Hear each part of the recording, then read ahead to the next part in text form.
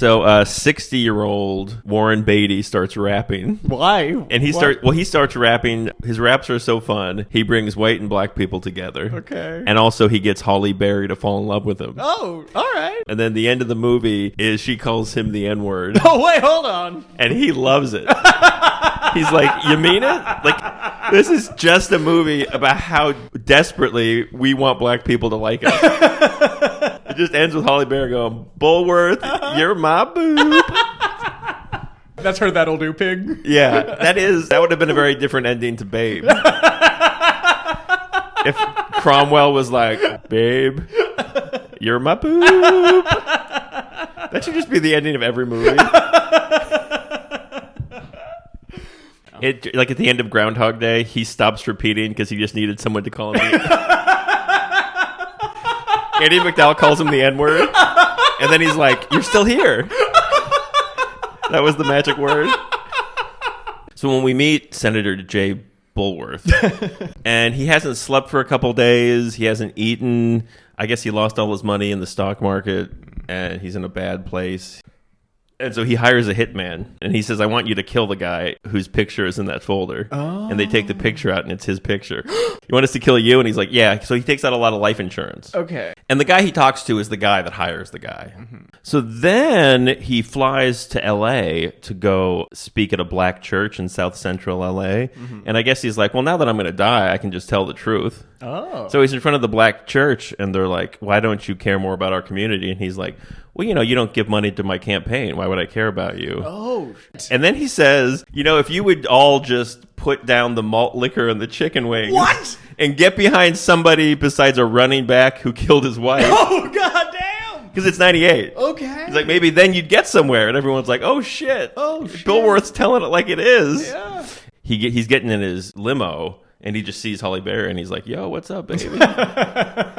And then he gets Halle Berry and her friends to come in his limo. Yeah. And her friends are talking about how big Arsenio Hall's penis is. I don't know if he put that in there. I don't know. That didn't really make the news. But they're like, my friend said that the head of his Jimmy looks like an apple. Oh, what the fuck? And she was like, hey, what? And she's like, but he's a 2-minute brother. What's that? So it's huge, and he comes quick. Okay. Which, But Bullworth is like loving this. He's like, Jimmy, 2-minute brother. Mm-hmm. And then she's like, how do you know? And then she says, my friend saw it. She gave it up to him. She gave him the nappy dugout. Oh my God. Which I don't think is a term that exists outside this movie. Yeah. And then Bullworth's like, I love hanging out with black people. The nappy dugout, I think, is your vagina. Oh, shit. I guess they're just going to a club. But on his way into the club, there's a kind of just a magical homeless black man. Mm-hmm. Throughout the whole movie, there's this old magical black man who gives Bullworth life advice in the form of poems and riddles. Okay. This is what gives him the idea to rap for the rest of the movie. He's like, Bullworth, you can't be a ghost. You got to be a spirit. What? And a spirit sings. You got to sing, Bullworth. Uh-huh.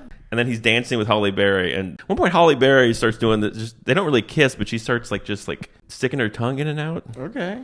Yeah, I mean, basically, this is her getting sexy with a 60-year-old white guy. Yeah. Which would prepare her in a few years for her intense sex scene with a guy named Billy Bob. Some people call it nappy dugout. I call it sweet potato pie. Mm-hmm. And we were rough on Halle Berry in the 90s, man. She's got to be with old senators and hillbillies. And then he goes to a donor dinner, and he starts rapping. He's basically just making Bernie Sanders points, but he's rapping. But in the 90s, it was blowing our minds. The disappointing thing is that the black women are into it, and they're like high-fiving each other, and they're like, man, when Bullworth gets on a flow, there's nobody better. And then the white people are like, whoa, well, these rhymes are... It's like Footloose, but with bad rap. It's like, well, these rhymes are inappropriate. Why never? And then he's rapping about how we should have socialized medicine. This guy sounds great. It really is just rapping Bernie Sanders. Yeah. It really is. I tell you who I resent. It's the 1% of the 1%. Now, the billionaires and the billionaires, they got no cares. My name's Bernie Sanders, and I'm here to say the 1% really ruins my day. I'd make billionaires illegal if I had my druthers. I'm from Vermont and I fuck your grandmothers.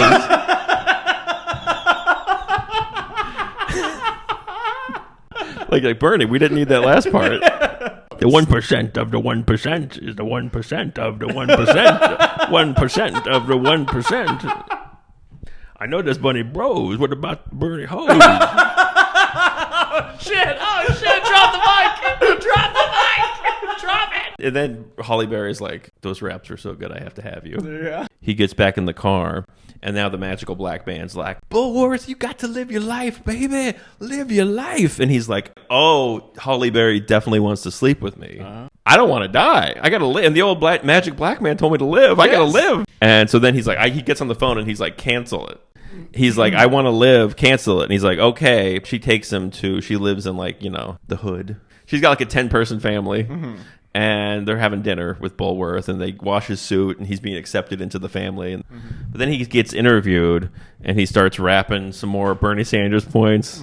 To make it, you need $1 million, and that sucks. We're dropping bombs, and we're blaming it on teenage moms. Oh, my God. You know what? This guy sucks. I've changed my mind. I'm out. Oh, but then he makes an interesting point.